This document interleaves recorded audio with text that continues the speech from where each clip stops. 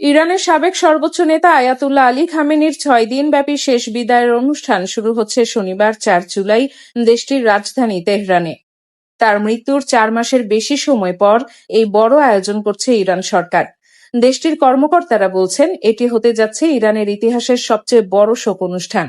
ধারণা করা হচ্ছে এই অনুষ্ঠানে 1,20,00,000 থেকে 2 কোটি মানুষ অংশ নিতে পারেন।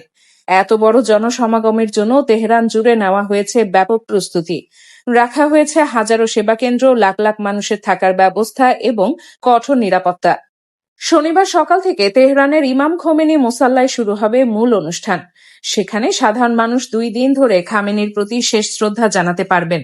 এজন্য প্রবেশ ও বের হওয়ার আলাদা ব্যবস্থা রাখা হয়েছে, যাতে সবাই সহজে শ্রদ্ধা জানাতে পারেন।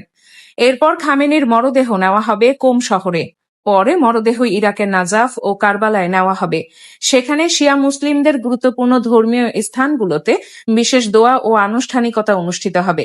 সবশেষে 9 জুলাই খামেনিকে তার জন্মশহর মাশহাদে দাফন করা হবে। ইমাম রেজার পবিত্র মাজারে তাকে সমাহিত করা হবে, যেখানে প্রতি বছর লাখো মানুষ জিয়ারত করতে যান। এই অনুষ্ঠানে বিশ্বের বিভিন্ন দেশের রাষ্ট্রপতি, প্রধানমন্ত্রী, মন্ত্রী এবং গুরুত্বপূর্ণ ব্যক্তিরা অংশ নিতে পারেন। প্রায় 800 বিদেশি সাংবাদিক পুরো অনুষ্ঠান কভার করবেন।